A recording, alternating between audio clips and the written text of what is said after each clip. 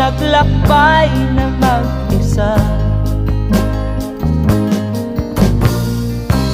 upang aking malimutan mga kaapihang dinanas. Ihahanap ng kalunasan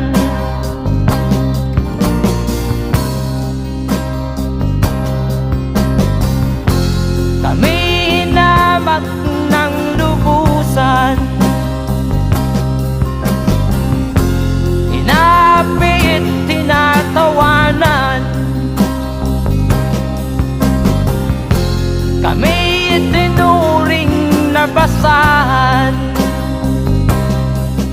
Sila ba'y makatuwid